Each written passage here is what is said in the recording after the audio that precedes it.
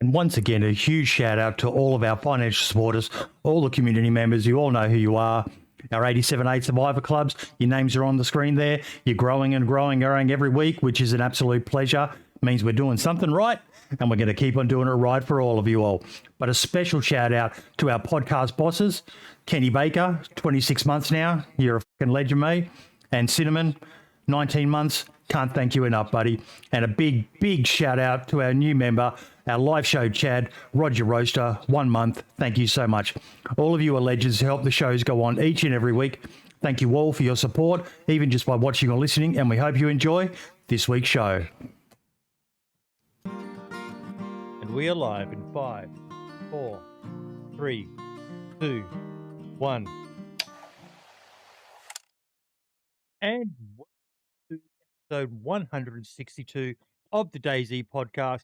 We are joined this week by none of the other co-hosts. They've all got shit on, folks, so you're just going to be stuck with myself and our guest of the day, the one, the only, Synamann. How you doing, buddy?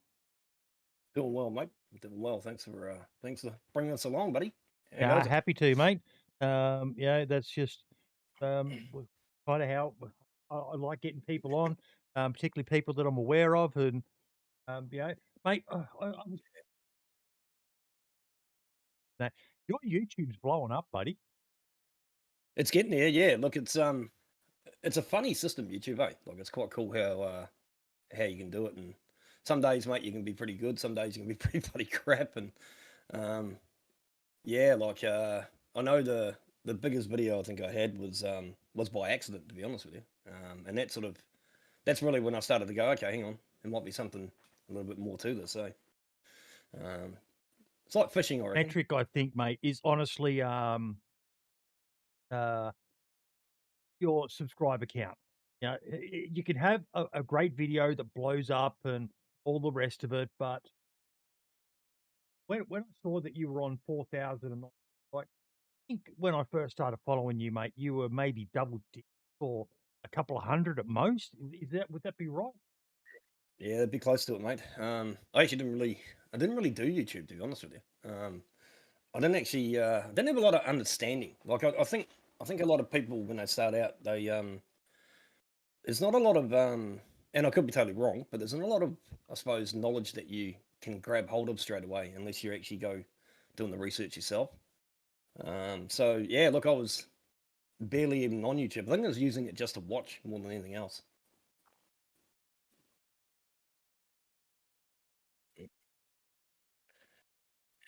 Yeah. So that was a video that blew up or something, was it? Yeah, it was. So I had it was back in 1.13 when basically what we were doing. I think it was 1.13. I know it was when the what do you call it?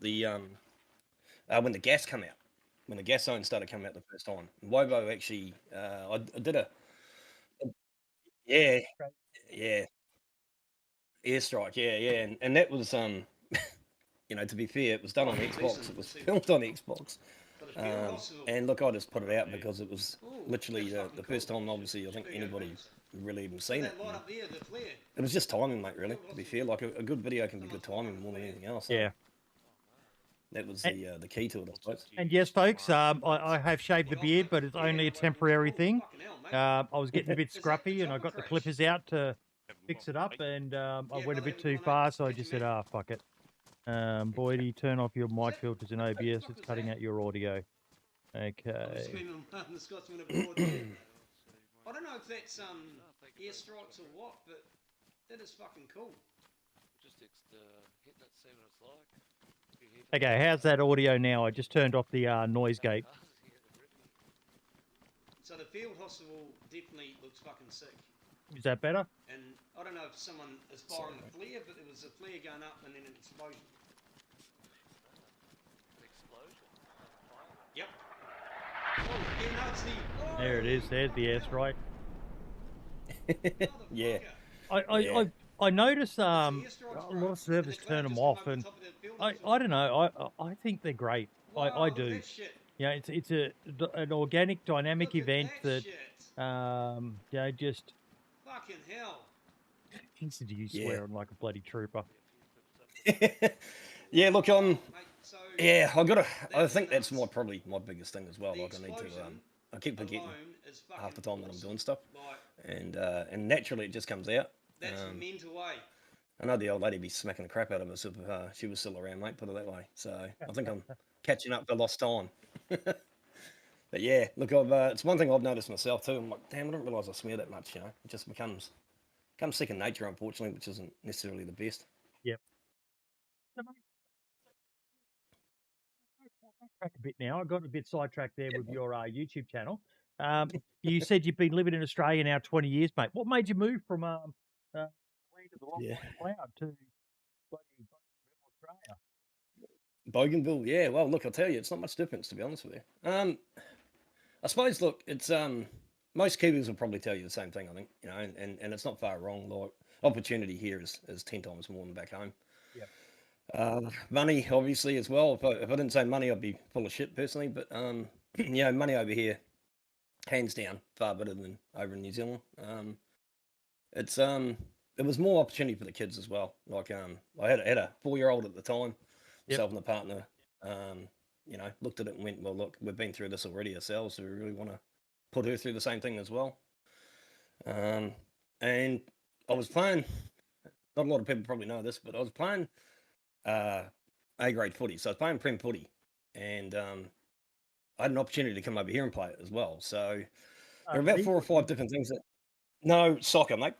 Football, the real football. Yeah, the real Okay. football. Yeah, yeah. I never played. Oh, I played union a couple of times, but not much. Not much. You know, I wasn't one of these guys that said, I'm going to come an All Black because I knew I couldn't. But I took off into football quite well, and had a lot of opportunities, and was doing a scholarship, basically an elite sport over in New Zealand as part of a training course. And then just had the opportunity. And one day, I think I was getting benched too much at football and had a gut swell, and said to the missus, "Do you want to fucking pack up and go?" Yep. And so we did. Literally in about a month, we did. We took off over here.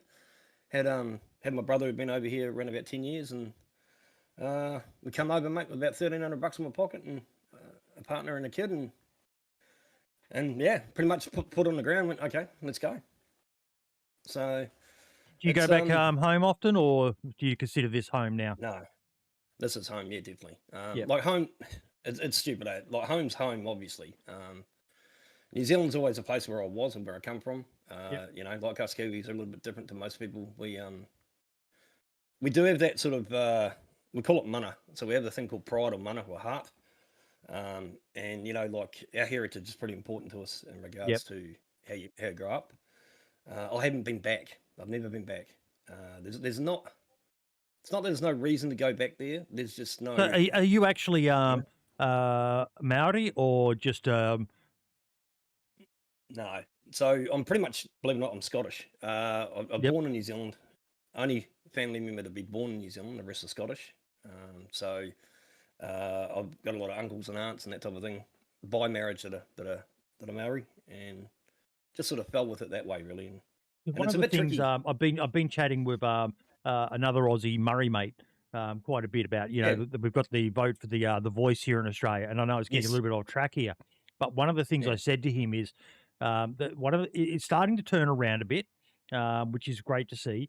But when you said about mana, and I know that's quite a Maori sort of thing, and Yeah. one of the big differences between Australia and New Zealand, as much as everyone gets us confused, is that you guys do seem to embrace the native, the Maori, a lot better than Australians do the Aboriginal and Torres Strait Islanders, which is it's an amazing thing because you know the Maori in particular, mate. I think they're the only native people who ever forced the British to Yes. go to a treaty, and I just watched a video the other day about I can't remember the name of it, but the British had little to no idea about fortifications and how to make a good one, whereas the Maoris were fucking experts at it, and they attacked a Maori Yeah. settlement, and it just didn't go well for them.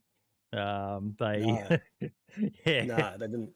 It's there's a really good, like, you know, and sort of digressing, but there's a little bit of a really good YouTube, I suppose, say, running documentary where this particular person goes around the whole of the country showing all the stoushes that actually happened.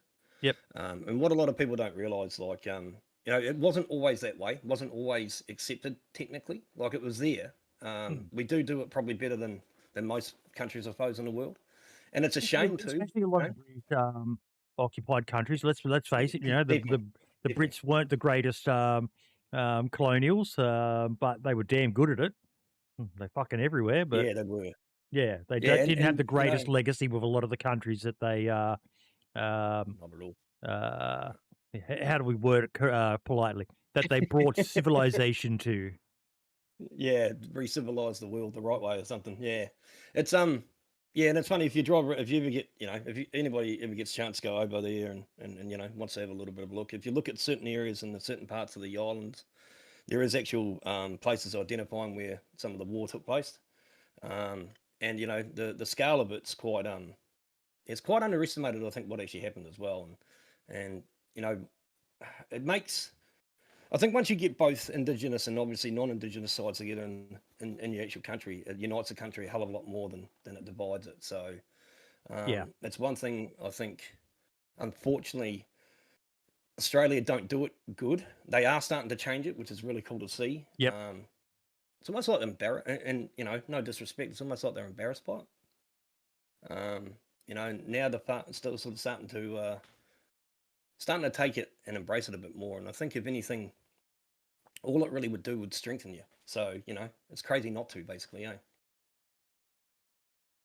There we go. Just fixed my camera. But yeah, no, it's an amazing country, New Zealand. It's definitely on my bucket list to go over there. Not just because of the Lord of the Rings, but yeah. Yeah, that took off, mate, eh? Like, it's quite it did really, really well for the country, I can tell you. Like, once Yeah. that started sort of sinking in, everybody wanted to go and see it, and then, People started realizing that New Zealand is its own country and not Yeah. just part of Australia. I'm pretty sure we're like, and I'm not a history buff or a graphic, whatever you want to call it, geographic fella, but pretty sure we're still the youngest country in the world. Probably like most people in other parts of the world as well, when you're a kid growing up there. I think there's newer countries that have been like created, but Yep. I think yeah. New Zealand was probably the last sizable landmass settled by any sort of native persons. Even the Maoris don't Yeah. have the longest history there. I think they were only like 400 or 500 years pre Yeah. white settlers arriving. So it's kind of amazing that this beautiful. But one thing it does show is the impact that humans have on the landscape around them. They wiped out two major, the largest land bird and the largest carnivorous bird as well. And they Mate, wiped them out within the space of 400 years, which is just insane. And that's without, what the Americans managed to do to the buffalo on the Great Plains in arguably a much shorter time. But a native people that pretty much, I can't remember, did the Maori have the bow and arrow? I don't think they did. No, we had a thing called the taiaha and the patu. It's the one thing. It's the one thing I've always wanted to get hold. Like we, jade's pretty common, obviously around the world, and here in Australia and that type of thing. We have greenstone, which technically look the same, but a little bit different. Greenstone's a lot harder. And like I haven't been here 20 years, so it may have changed, but you physically cannot take greenstone out of the rivers because it's obviously, it's a protected item, I suppose you could go. Doesn't mean that people's houses don't have, 6 foot high fucking greenstones in the front yard and stuff. But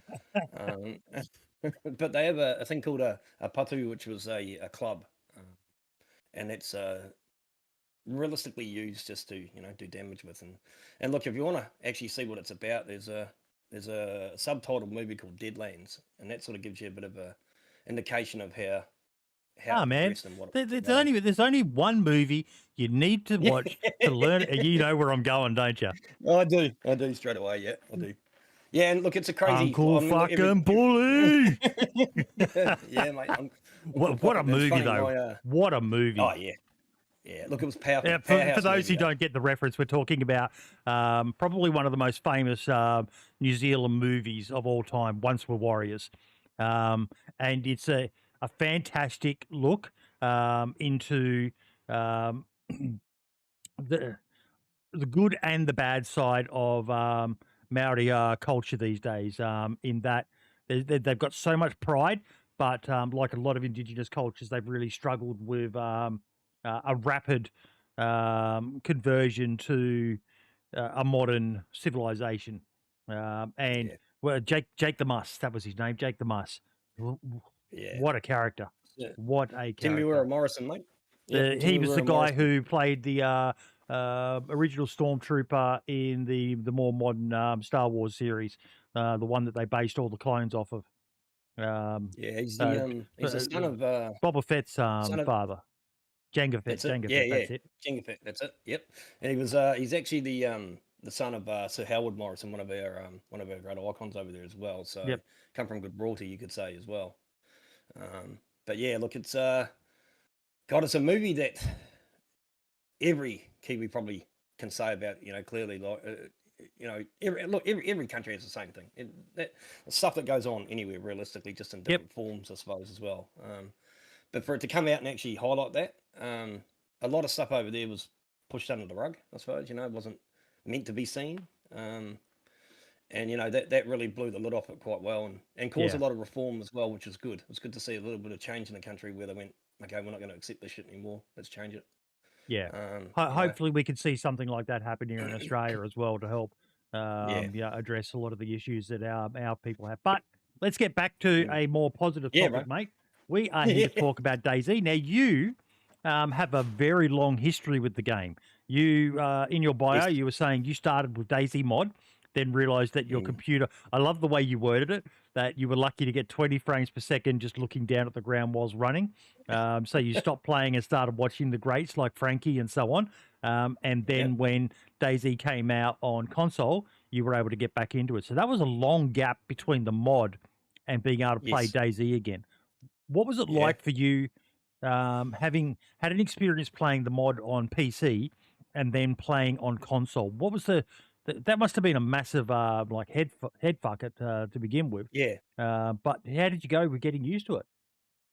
Mate, I think it was like almost like a freedom moment, if you know what I mean. Like, back in those days in Arma 2, and look, I was purely playing Arma 2, Arma and Arma 2. I think Arma was probably, from my recollection, one of the games that gave you that ability to play a Milsim game, basically. Where you can actually get a taste of what could come out, and when DayZ came out, it was like, holy shit, okay, what's this? And then there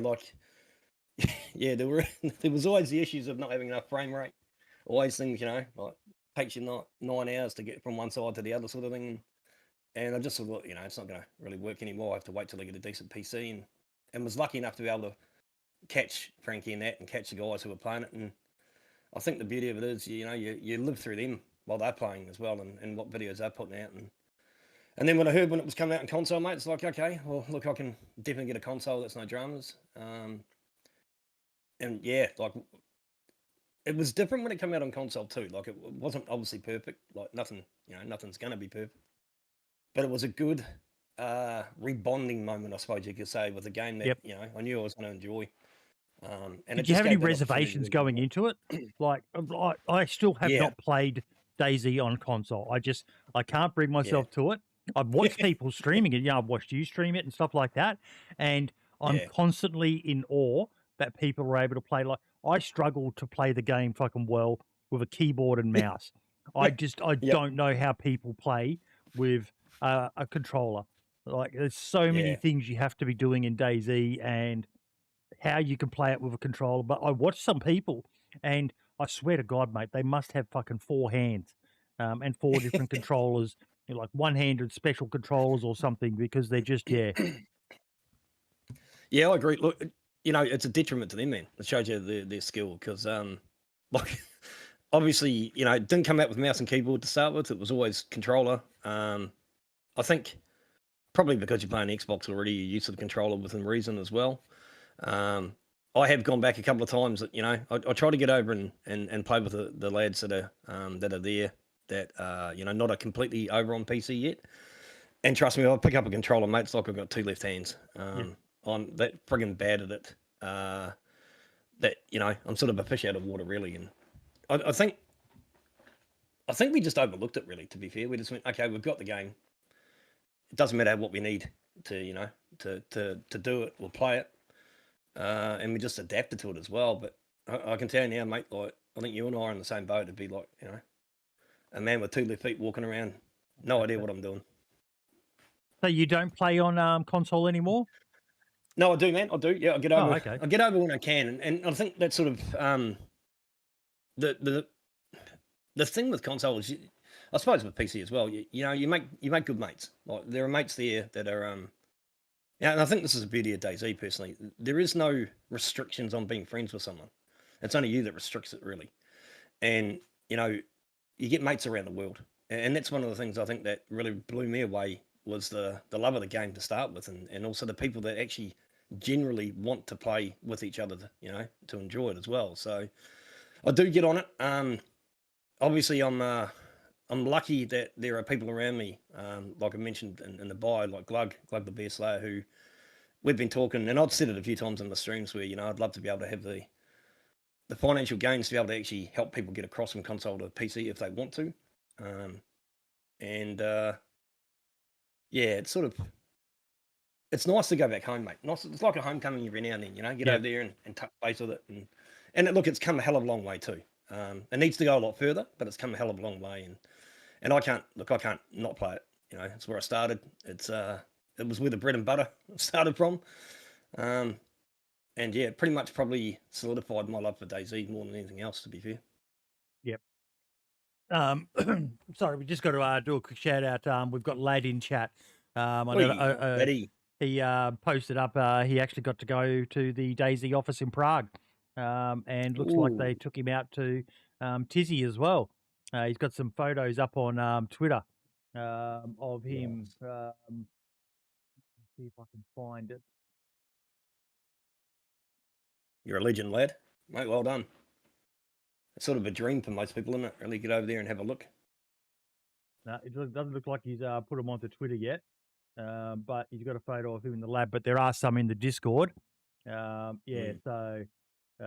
definitely check those out in our Discord, folks. Discord.gg/878SurvivorFM. I'm jealous. I am fucking jealous.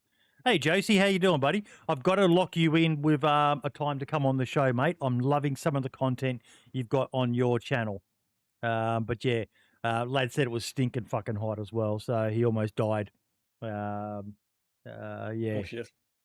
But yeah, no, Yeah. look, I'm in awe of the people who play it on console, and as much as some people, and I do agree that changes were made to the game to make it more viable for console, which is kind of sad. I would have loved to have been able to see 2 distinct streams.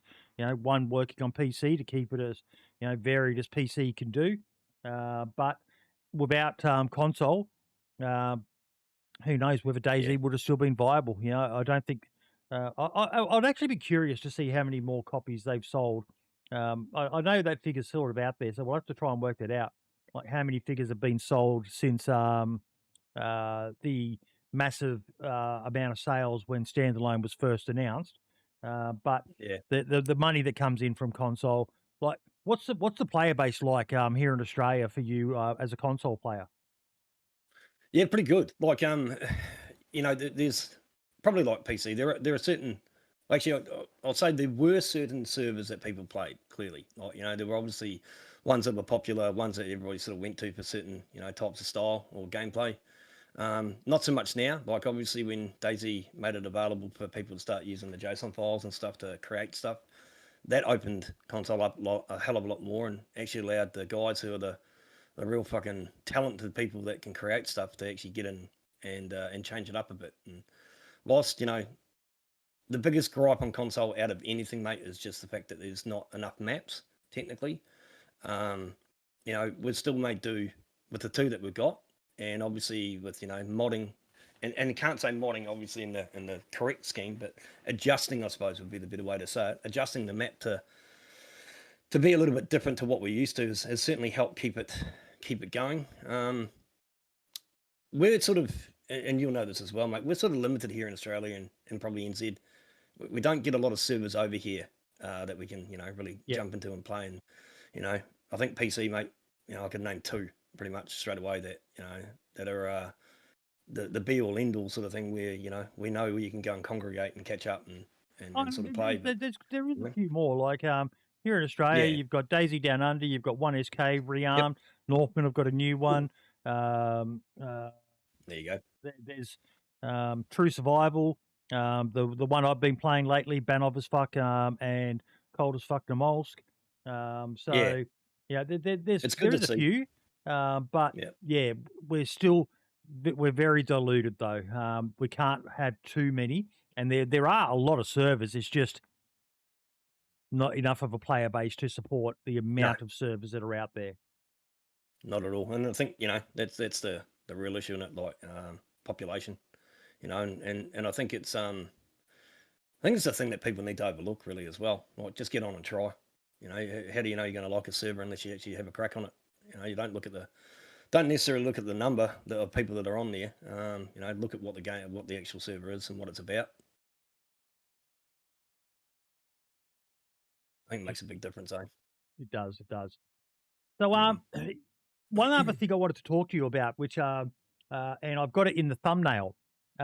You've been yeah. working with was it Gronk from Beer No. Garden? Fucking, I love that. I'll wait till I see him next. Glug the Beer Slayer. So there's the lads who set up the servers called the Beer Garden. And Which I've heard Glug the about, a Beer very, Slayer, very challenging PvE server. yeah, very challenging. And a lot of fun. Like, something to go and have a good laugh with and team up with your mates. And obviously a few of the guys that we know play it, quite a fair bit. And Glug's one of my mods as well. And I'd sort of, I had been saying quite a bit. It would be kind of cool because I know there are a few people that can't necessarily get over to PC. And look, and I was one of them. Like, it took me a while to get over on PC. The price of PCs, unfortunately, can be quite bad, I suppose.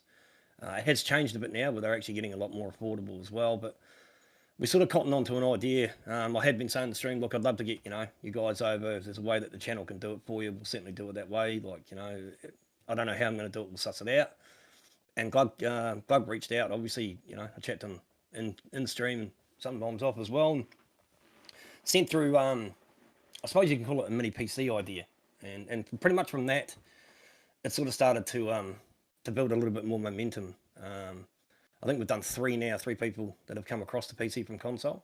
Yep. And that's not to take people from console whatsoever. Like, it's more just to help people, if that's the sort of direction they want to go in as well. So it is daunting. gives people There's a lot of people, it is. the PC master race, all that sort of stuff, but Yes. going into the PC gaming, it's daunting for a lot of people, especially these days with, the way the economy is and things getting a bit tighter and that.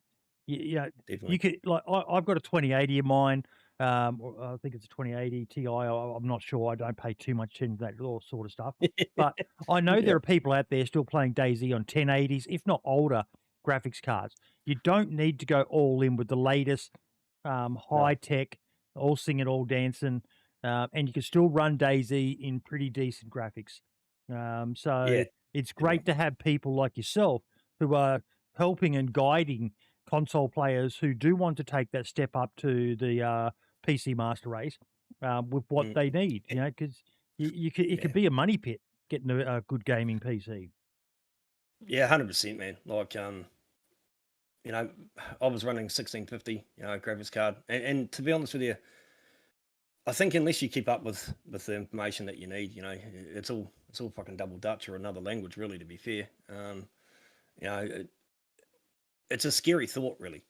And my biggest thing was like, for me, I thought maybe I'm betraying the people I've been running with for so long that, by me going over to this, they think that, they're not good enough or whatever. But it was more a case of like, this is the direction I want to go. If I can support people and help people to do it, that's definitely the way to do it. And then it was purely off Glug's back that he did the first one. And we're just sort of slowly progressing people across as they want to. It doesn't mean that they're not going to stop, they're going to stop playing console. It just gives you the second choice. But nowadays I think PCs over here are a little bit cheaper. I ended up getting mine for about 1,500, so it wasn't too bad. Whereas the daunting ones of 3 to 4 to 5 grand, it's pretty easily spent realistically. And yeah, you're right about the economy, mate. That's probably half the battle, I think. In this day and age, anyway. What Josie just wrote in chat there. It isn't the graphics card you need; it's the RAM for the frames. Yes. Once I added another, I think I added another 16 gig of RAM. My young fella bought it for me for Father's Day or something. Yep. It made the biggest difference to me with doing the show and streaming and playing and streaming. And yeah, the RAM was, I was surprised at just how much difference that made. And it wasn't that expensive either to get decent RAM. I think I've got 32 gig now. And I know you can go, kind of crazy with it, 64 and all the rest of it, but it did the job for me. I think it was having the knowledge, mate, as well. Like, here's a PC, here's a box. Yeah, cool. Like, what do I do? Like, how do I go about doing it? And what am I meant to get? And I've had, and Brendo as well, obviously, I've had help from Brendan, or Sinbad. He's amazing. He's amazing. Yeah. Like, Mate, he is. and He is. the thing with Brendan as well is he's an older guy as well, but he knows his shit about it. Yep. And he also would give you the shit off his own back as well. So, it's a detriment to him to how he does it as well. And he's never not approachable, which I think is another thing as well, because it's really kind of it can be bloody scary, eh? Like, if you don't know what you're doing, you don't know how to do it. And I think that goes with streaming as well. Like, it's a massive learning curve. Even just starting to stream, really, to be fair. Like, there's a lot to it, eh? And I think once you break down that sort of fear factor, then you can actually go, okay, I can do this. Like, all right, let's just take it bit by bit, and we sort of we looked at a couple of things and come up with a solution. I think that seems to be working. We've got, like I said, we've got 3 people over now. One of the guys, he's a dad, 3 kids. Like you said, the economics possibly can't afford it. But now, until he can afford it, he can play, whatever he wants to play, console or PC, and seems to be enjoying it as well. So it just, you got to leave the world with more than you fucking take, really. You got to put back, just to exactly really get something out. I think it's why we do our Christmas show every year, just to do something nice for people. I've just got to quickly thank Buddha, 6 months, mate. Thank you so much. And Josie Garfunkel, thank you for becoming a new member, mate. Welcome to the community. We've got very, very entry-level rates on that, folks. A few Aussie dollars a month, and you get immediate access to the VODs. And if you like what we do here, you can choose a higher level and get a few more extra benefits. Not too many more, but shout-outs and things like that, which reminds me, Roger Rooster, the good Cluck. I have to thank you. You're at our highest tier, and you are meant to be getting a live shout out every episode, and I keep on bloody forgetting because I'm lucky that I remember how to wake up. But yeah, I cannot thank you enough, mate, for your support at that top tier, and everyone who chooses to support us, whether it be by buying a mug or whatever. But yeah, I've got a goal this year. And I'm trying to work out ways to get more revenue coming in, but I want to find someone who it's something I looked at doing last year, and I was linked with tentatively linked with that dodgy company that combusted. But I want to get and be able to give away a top of the line as we can afford. That is. DayZ themed gaming PC. I want to get the glass etched with the DayZ logo and maybe the DayZ Podcast logo on the graphics card or something inside it, and just a nice artwork tower as a giveaway, because it's 10 years this year, man. 10 years of DayZ standalone. Shit. It's just insane. Yeah, it's gone quick, hey? Like, it really has. Yeah. Like, it'd be quite cool to see a bit of a timeline, eh? Like a clip timeline, from start to There's where we probably are kids now. playing this game who weren't even born when the mod came out, mate. Yes, 100%, man. Like 100%.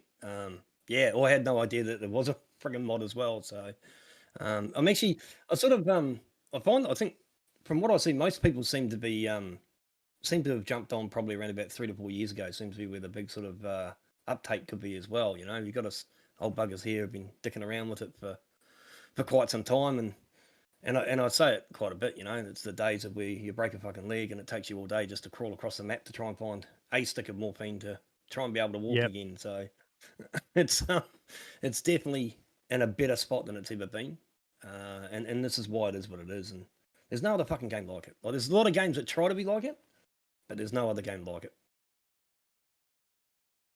Exactly. It holds it out, and because you've given me a good segue there into something else I wanted to talk with you about, because you are someone very close to my own heart, even though I haven't forayed outside of DayZ in some time. But you Mm. also play some of the other games, the imitators, so people like to call them, Scum, and you're quite Yep. hyped about Rooted as well. And Yeah. mate, Yeah. Definitely. the reason I wanted to talk about it was DayZ's very lucky in that it's a game. Rust is the same. It's a game that it's just got so much longevity because it's not a campaign. You can never finish it per se. You can get bored with it for sure. You can Yeah. achieve an objective in it, but no matter how long you've been playing it for, you'll still get that itch if you step away from it to go back and play it. But it's important that people keep on looking at other games as well to see what else is out there, because DayZ pretty much started a genre um, with Dean Hall's crazy idea from when he was on that survival course, and it inspired so many other Yeah. games. But how do you get past? Because one of the biggest roadblocks I hear is DayZ does this better, or it's not DayZ. Of course, it's not DayZ. And if a game just tries to be DayZ, then that's stupid. But Scum. There's aspects of Scum I absolutely love, and I've said this many a time, like the crafting. But there's other aspects of it Yeah. that I don't like as much, but I can still appreciate them for what they are, which is the I wouldn't even call them soft skills, but the skill system. Where it's physically impossible. There is no way you can see someone if your perception isn't high enough and their camouflage or stealth score is too high. But that's a gameplay mechanic, and I think that's great that they're doing their own thing. Yeah. Yeah. And I think that's something that it's based around that survival stuff, and that realistically, like Daisy's sort of like the ex-girlfriend that you can always go back to. I think, like it's always there, and it's always nice to go back if you're feeling a little bit jaunted or disjointed. I think my obstacle straight away was shit. If I go and stream something different, people aren't going to fucking watch. And then it was one of the lads, Sergeant Monk, who said to us, mate, actually it was a couple of them, to be honest with you. Actually said, it doesn't matter what you fucking play, mate. We're here to see you. And that sort of hit home quite a bit. Where I'm like, okay, like people are coming in to interact with you. Doesn't necessarily mean that they're not going to enjoy the game or like the game, but it's how you make it become enjoyable. I think is the key as well. And Scum itself, look, it's holding a good spot in my heart at the moment. I'm a DayZ born and bred person. I'll always be on DayZ. That's a given. Like that's never going away. And I think for a lot of streamers who are starting out, that's key. Like you need to, God, sound like a wise old prick, but you need to be able to try and be diversible as well. Like you need to diversify a little bit, because in theory people aren't always going to be there to watch the game. They're there to interact with you. And I think that's really the biggest blocker for some people. For me, it was anyway. Once you remove that, then you can actually relax and be yourself as well. And Scum's come night and day, mate. You can compare DayZ and Scum in regards to the way that they've developed as well. You had DayZ the way it was when it started, pretty much like Scum was pretty much the same way. It was pretty, within reason, pretty crappy. But they're all growing together, and most of the guys that come in that are new into the chat, if I'm playing Scum or DayZ, there's no more comparison. Like there obviously is a bit of a relatable idea of it, but there's no comparison anymore. It's you're playing one or the other, and I think DayZ set the standard, hands down. No one can argue that. Like, quite frankly, DayZ's the one that started all this. If Rocket hadn't done what he done, we wouldn't be where we are. So, I think you need to look at it like best form of flattery, mate, is someone copying you. So any other games that are trying to, that are trying to sort of do the same thing, then take that as a good thing. So, but there is room for others as well. Like there are aspects of DayZ that they don't cover that others do, and that's where Scum comes in, I think, too. Where, like you said, soft skills. You know, if you actually look into the mechanics of the game itself, there's a hell of a lot there that people don't know. And you're always, I think you're always learning too, which is kind of cool. Like you're never not learning, you know, and that's where the updates come in with DayZ. Every time an update comes in, there might be something new, so you're learning again. And I think that's you know, maybe that's a thirst that everybody has. You want to do new stuff or learn new stuff or try new stuff, and sometimes I think, restrict yourself if you don't look at other things as well. You definitely do. You definitely do need to, mate. It's just, you know, keep yourself open to other ideas, and you know, be prepared to try something. But I know myself. I look at most games and I still compare them to DayZ. It's just my Yeah, my problem. Michael said something in chat before, yes, and I'd be curious to know from the more tech people here. But with the console side of it, he was saying that they really need to optimize DayZ for the new gen of consoles. But if they do yep, that, will that make it obsolete on the previous gen? That's something I don't understand. So yeah.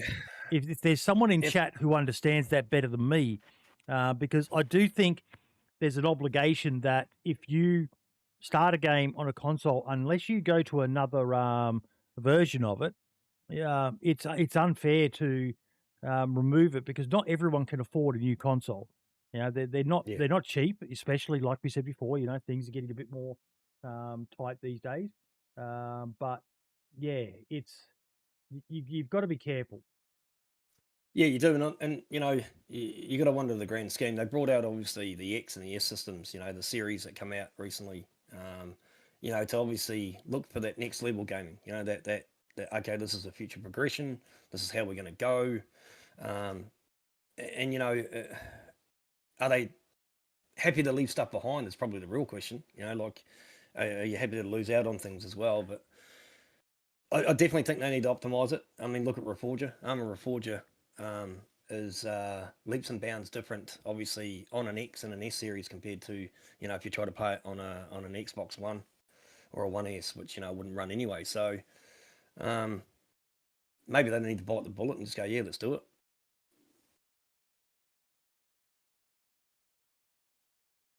I just saw something here. Give me 1 second. Um,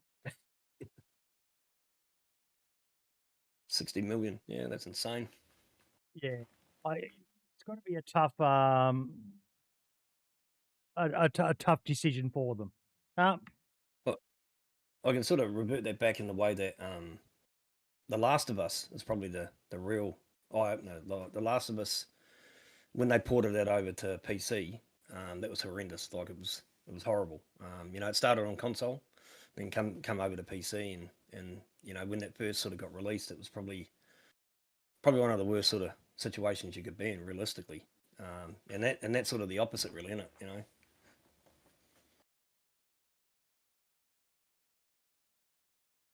Sorry, I was just checking out a link that I have, and I saw something that may be of interest to a lot of the modders out there. Um, Sweet.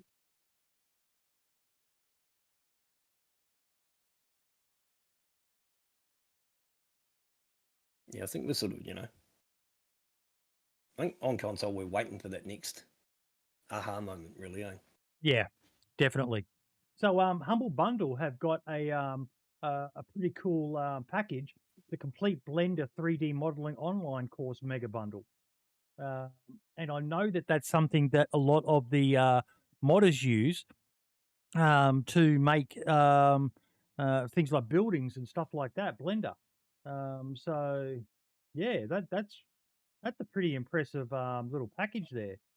Um, $782 worth of software, Jesus. and you can get it for what does it look like, $41 or something, or whatever you want to pay. Uh, yeah, that's That's a decent amount, man.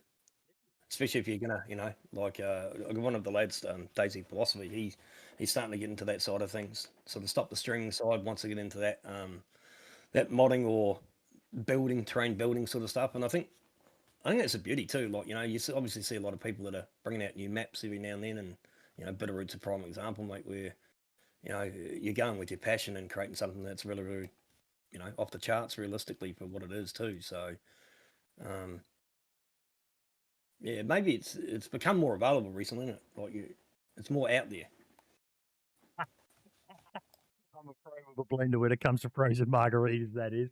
That's the only margaritas my missus likes as well, is frozen ones. She doesn't like it when they're the liquid. She wants a frozen margarita. I don't know what it is, mate. Must be a female thing, because Mrs. is the same. I'm not really huge on the frozen alcoholic drinks, but I do love myself a grape frozen drink from McDonald's. Yeah, little indulgences, mate. Eh? Exactly. That's one of my one of my guilty pleasures that I do love.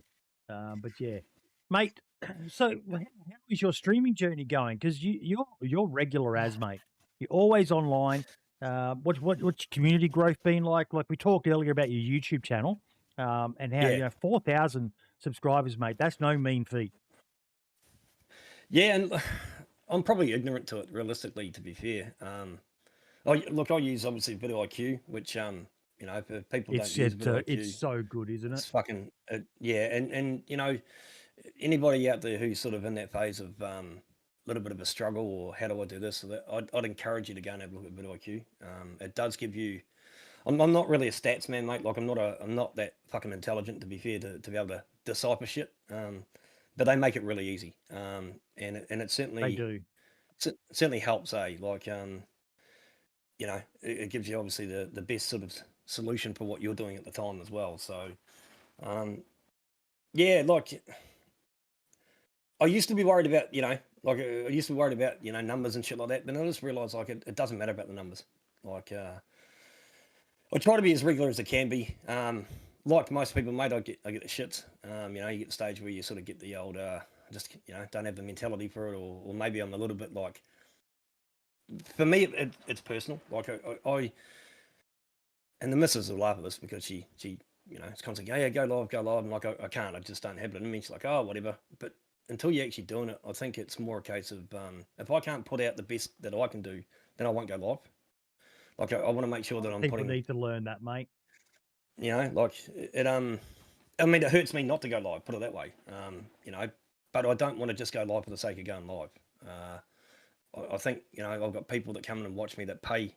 And let's break it down. People are coming in and paying to watch me, or they're watching for free. I'd like to put out the best that I can. With what I've got at the time. It doesn't mean it's necessarily going to be good all the time, but it's going to be genuine. So like that's where I think. For me, that's the number one thing. Like if I'm not going to give you guys the quality, or fucking quality, if I can call it that, the quality or the the laughs, then I won't go ahead with it realistically. Yeah. No, like I said, mate. So a lot of people need to learn that if you're not in the right headspace, it's very emotional. Yep. Particularly for me, probably one of the best things I've ever done, mate, was scale it back to I do my one stream a week, which is the podcast, and sometimes I think about it, but I've just got so much going on in my own life, mate. This works well Yeah. for me. I've got to get doing more of the what do you call it? The spotlights. So yes, Foxy, I do remember that. But this is working well for me. I get to do it once a week. I jump into Discords. I chat with people. I jump into the Yeah. 87.8 Discord. I sit there. If anyone wants to come in and say hi, they can. But yeah, I don't do this with a goal of ever making a big business out of it. But Yeah. it's something I do. It's my hobby. And that's why I'm able to come into this with a good headspace. But when you, like, do you ever have goals of being a full-time streamer or anything like that, or is it just a hobby for you as well? No, mate. Look, Yeah, look, let's fucking get into it, and I'll tell you, like, I'll be as honest as I can be about everything. Like, like, did I ever think I'd be doing this? No, had no idea I'd be doing this whatsoever. Had no fucking idea in the world that I'd actually be doing this whatsoever. Um, uh, it's been, and it always is, and it still will be, probably till I end up not doing it. It's always a learning curve, and you can always learn from what you do. And I think for me, it's been a sense of finding a place where it's not so much where you fit or you belong, but where you can actually be yourself. Yeah. You can actually let your guards down, let your walls down, just be fucking you. And that generally, That's if so you've been, important as well, mate. Don't yeah, pretend to be yeah, someone you're not. There's no, so many examples of people like Boogie 2988, if you're aware of who he is, where people try to be someone they're not, and you can only yep, keep that charade up for so long. Just be yourself, 100%, and for yep, some people it's uncomfortable, but you've got to realize that maybe you're just not the most interesting person to watch. That doesn't mean you're not a nice person, but did right, there's some people who can you know, put on that high energy show because that comes natural to them. Your Lax Hawthorns, your Uncle Ray Rays, Doctor Disrespects, and stuff like that. They're able to, hyper accentuate things about them. But yep, yeah, like Michael I said, agree, be man. yourself and do a job you love. You're guaranteed to be happy. And that's Yeah, I've said this many a time myself, mate. A lot of people get upset with me, but at least they know what I'm like. The warts and all, I am who I am. I put my foot in my mate. mouth, and you have always come across as a genuine person to me as well, mate. You don't pretend to be anything you're not.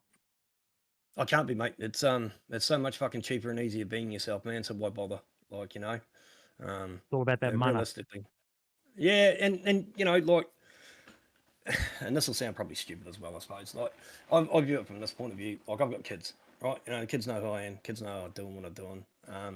And being an old fella, mate, that's probably, there was How old are always a you? stigma about being 46, brother. So You're not that old, mate. You're spring chicken. getting there. We're getting there, mate. Like I said, it was a little bit hard to rise this morning, mate. And Oh, that's when things are starting to and I have to starting to do this go. So every bloody week, mate. yeah, that's it. But I think yeah, there's always a fear in there. There's always a fear of shit. How do I behave? How do I be? How do I, like, just fucking stop, drop it, just be you. Um, you know, the genuine people will come through. You're going to get people who come in and go and come in and go and come in and go, and that's pretty standard in anything as well.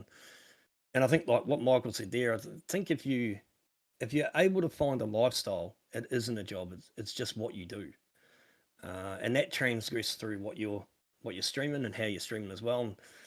And you know, people can hear if you're not right.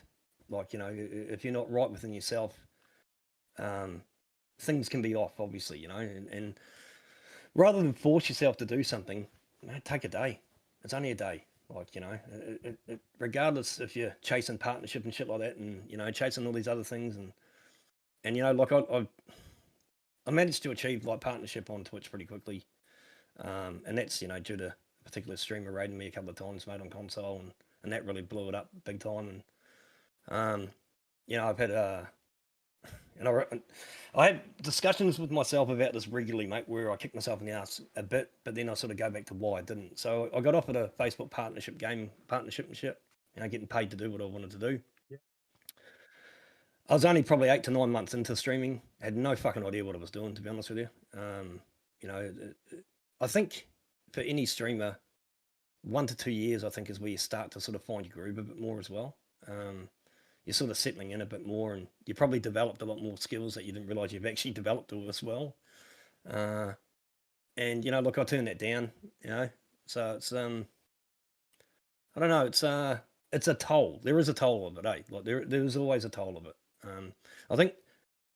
I think most streamers are perfectionists in a way. They want to get it right. They want to do it right, and they want to do it right by you and the people watching as well. So that, in its own sense, has a toll on yourself, and the mental side of things as well.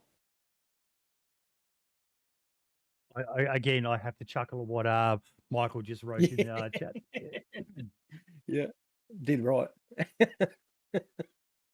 Yeah, You know, and I have dark days, mate. I have fucking days where I just go, fuck this, Yeah. I'm done. Like, you know, Yep. I can't do it.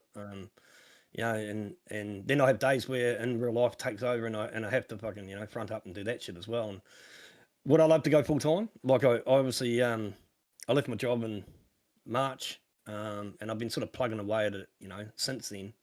And yet, stupidly enough, I think when I was working, I was probably doing more for some reason. You know, like I seemed to be pumping a lot more hours when I was actually having a full time job. You know, whereas now I'm not technically working. Um, I'm looking to go back to work. You know, and I take my hat off to those that make this a job and a living. That's some fucking fortitude. You know, you got to be able to roll with whatever happens, eh? Yep. And you've got to realise that don't be too hard on yourself. If you do Yes. make mistakes, try to learn from it, and just realise that life goes on, and don't be too Yep. judgmental of others as well. I said this to someone just the other day online, in a DM to them.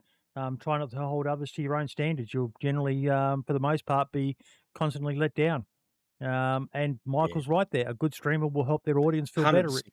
In return, the community will help them when they need it. And that comes back to what you said, Sin, about Mm. don't go on when you know you're not emotionally ready because, you know, a lot of people like to tune in and watch their streamers and all the rest of it because it's an escape from the reality and all the terrible shit, the Definitely. fires in fucking Hawaii and bloody Yep. former presidents being bloody subpoenaed and wars Yep. in Eastern Europe and it's just Yeah. there's so much bad crap happening. The economy, like we talked about. Some people just like to just forget about all that crap and just have a sit down and a chuckle and watch someone Yeah. be entertaining.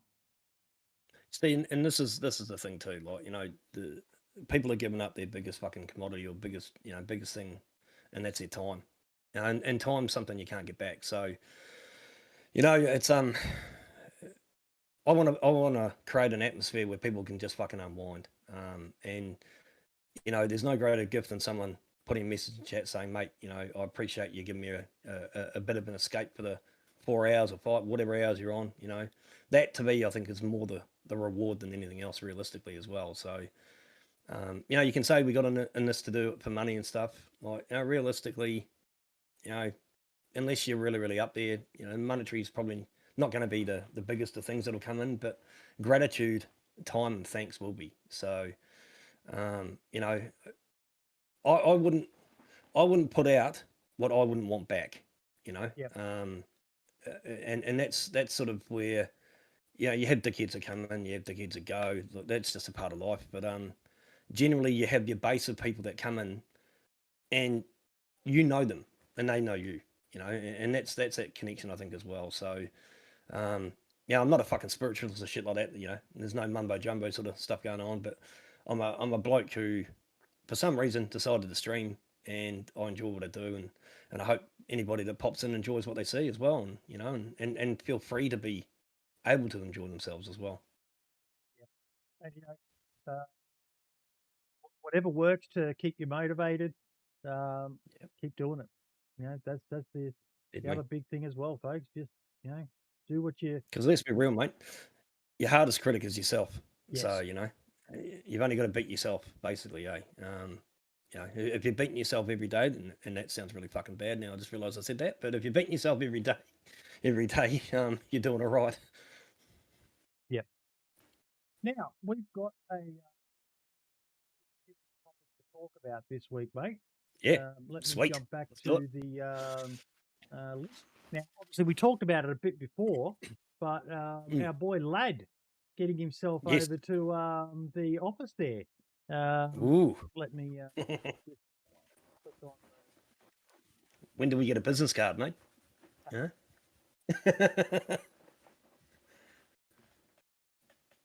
That's what I said to him. What, is this a job interview? And he goes, no, mate, just Yeah. taking some time off. And it was nice to see Scotty post a photo of him there.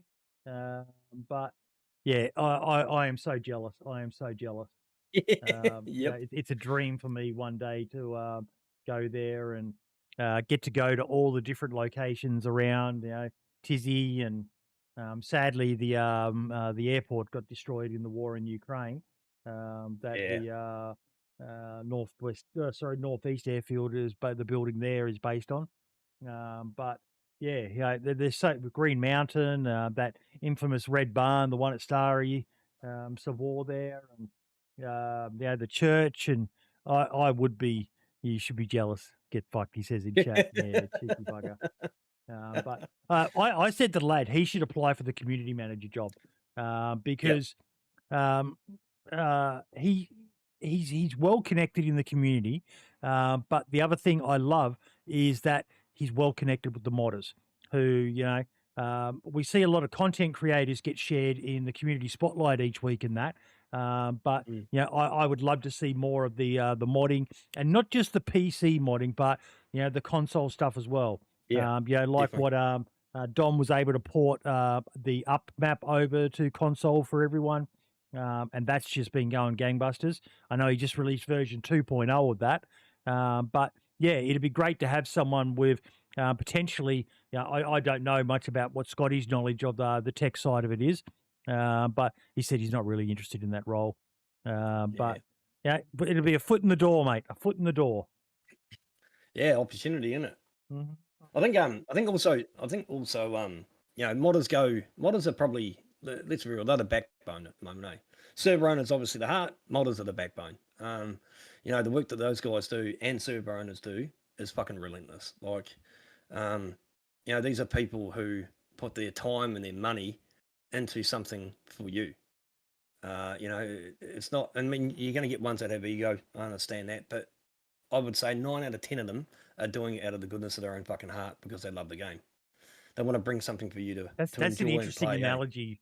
That okay? So if DayZ was a human body, a living organism, um, what did you say? The So, modders of yeah, the heart, no, the backbone. So the they're the backbone backbone. of the community. Yeah, The and the server owners are the heart of the. Well, it could be the brain of the heart, I suppose. so But the the heart, devs would be the basically. brain. Yep. Yeah, they would be. Yeah. Then Yep. the playing community is the muscles and the rest of the body. So what are the content Yep. creators? The feet for the foundation, mate. You know, we try to hold it together. So, or the skin, I suppose you could say. You know, we keep everything intact. Well, I mean, it's, you know, a bit of a far cry, but you know, without people who are wanting to, and they're not trying to take away the trueness of the game. They're trying to adapt it so it can be enjoyed by different people in different aspects as well. I think so. Yeah. They need a lot more recognition, man. You know, like honestly, you know, server owners sometimes go unnoticed, mate. And you know, like how many people, you know, you could say, hey, I run on the server, but I don't know who owns it. You know, I don't know their story, and I don't know why they chose to do a server either. And console's a little bit different because obviously it's such a limited thing that you can do within reason. And you've had a mate of mine, Half Goblin, on, who is well, there's Half Goblin and there's Teabag as well, who, you know, are quite stand up people in the console community, and the stuff that they're doing just to bridge a gap, I suppose you could say, is really fucking interesting. And you know, and Half Goblin brought that Essica console map sort of out, just so people, well, not, yeah, it was Essica, yeah, brought the Essica map out so people could actually have a bit of a run on console or see what it's like. And whilst it wasn't, you know, 100%ly accurate, it still gave people a taste of what you can do, you know, and the creativity that people have, and I think they don't get enough love, personally. It's interesting talking about content. The dev stream and the one before it. Michael said in chat there they do need to have a guest on when they do their dev streams. Let that person play the game while they do the talking. Streaming when you barely can play the game is not a good look. And I said it is a bit of funny, but yeah, sorry, it's a bit of a meme, but yeah, it's kind of funny how bad most of them are. They need to get Scotty B on to show them, because I know he's a hardcore console DayZ player. But yeah, it's you watch some of them stream and it's like, oh my god, they're literally the meme of modders who spend all their time modding the game and have no idea how to actually play the game properly, like you know some of the content creators do. But yeah, It'd be the equivalent of a mechanic not knowing how to drive a car, wouldn't it? In a way, I can fix it, but by fuck, I can't drive it. It's funny. It is funny. They do need a bit of love, mate. They need and I say it quite a bit, and to most of the guys when they come in the chat and stuff, like, these are people, server owners are people who put their own fucking time and money into this stuff, and you've got the hard neck to sit there and complain about shit. Like, realize they're trying to do the best they can. Maybe they're limited for whatever reason, but they're still trying to literally do the best they can. And they, I don't think they get I might be wrong, but I just don't think they get the love they deserve. Yeah. Yep. And that was something that during the dev stream, I left a comment. I might actually play the clip because part of it was a very, very nice thing they said about us. But the reason I left a comment was we have Martin back working at Bohemia. And he was the former, I think he was the former brand and PR manager. But he was there during the dark times for DayZ. And let me see where did I post that? I think it was in DayZ chat. It's a real labour of love, mate. Like, realistically, innit? Like, you're not doing it for the fame and autonomy. You're doing it for the love. Here we go.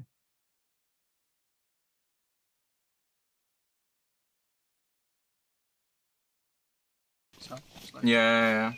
I don't know where I came from. Oh, our favorite podcast is messaging us. The 87.8 Survivor FM. Oh, Is that he remembers you Hello, very guys. well, and he even interviewed you. So was I on the day? Ah, okay, I was. yeah, and he's saying that you were part of the community team in the hardest part of DayZ, which I That's true. I kind of also can sign this because I joined at that time, and it was really rough with the whole vibe in the community and in the office. Yeah. It was very hard. Because there was a lot of people who were working on the switch to partly to the new engine, so we had a lot of work basically hidden from the community that we couldn't show before it's ready. It was like a big drought where there was nothing coming out, and it was. And it's amazing redemption story. Actually, we are so happy that DayZ is doing so well now because there were times where the concurrent players weren't that high, and I think that last year we actually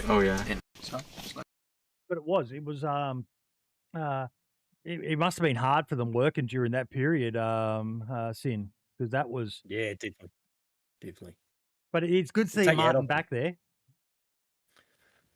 And it's a return to the roots, really, isn't it? So you got the original sort of guys that are coming back to maybe strengthen it a bit more and make the game a lot more resolved as well. So it's a labour of love, eh? Like, it really, really is. I think it's fair to say most people don't do this, for anything other than the love of the game. Yeah. Speaking of love of the game, something else I have to show you guys.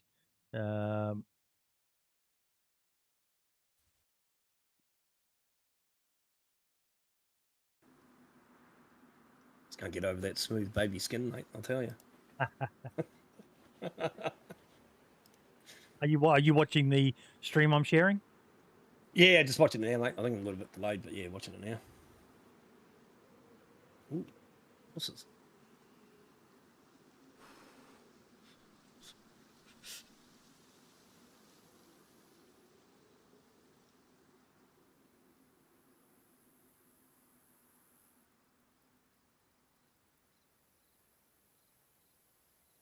Horses, eh? That's not a bad idea, eh? Right.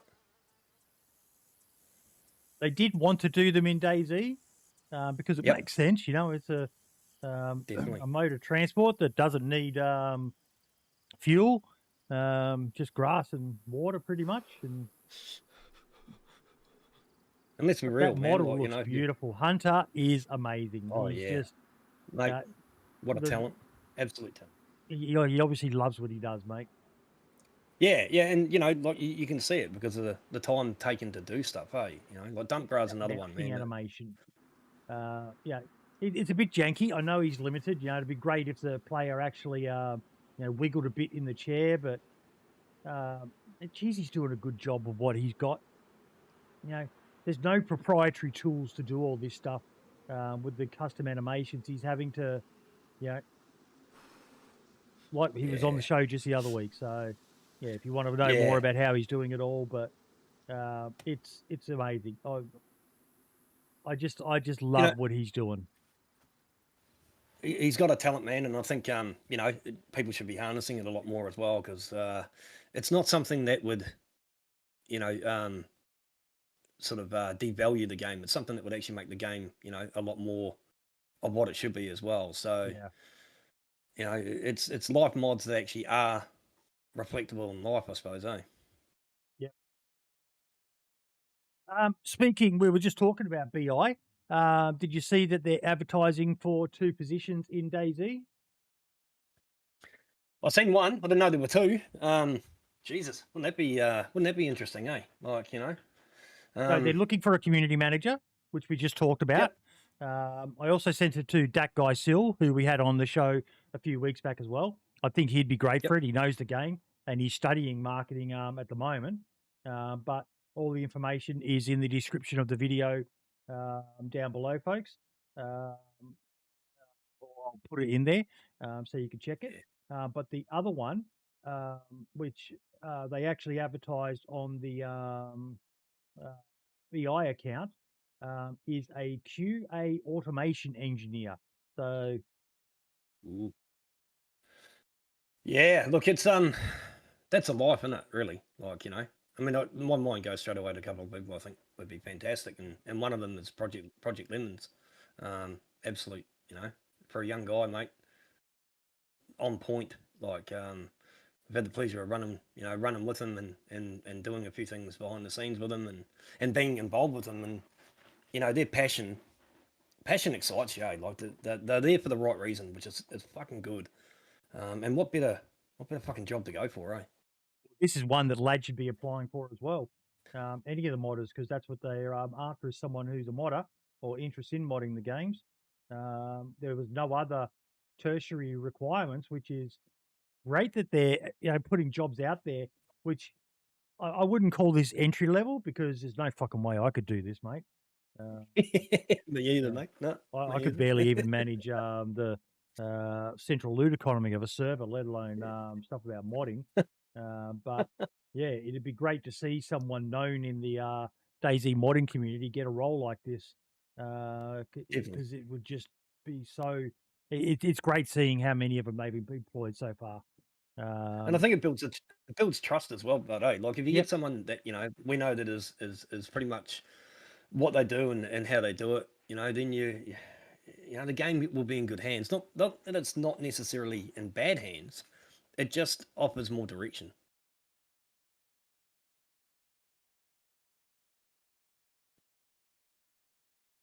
Sorry, just replying to a message. Now, there was another thing there that I wanted to showcase. 1 second. There's another Twitter account called Survival Game News, and I'm quite a fan of them. They talk about basically survival games in general, but they actually reached out to me and asked if we could do a poll with our community, which we did. And I'll just go to our channel. I've been following these guys for a while, mate. Eh? Yeah, they're good. They're good. It's good to see. Yeah, they're doing their own little wee spin on things, and it looks really, really good. Yeah. Now, did you see this poll pop up? We've got 41 votes on it. But which of these activities is your favourite in survival games? Building, crafting, harvesting, hunting, looting, fighting and surviving, exploring or discovering. I'll copy the.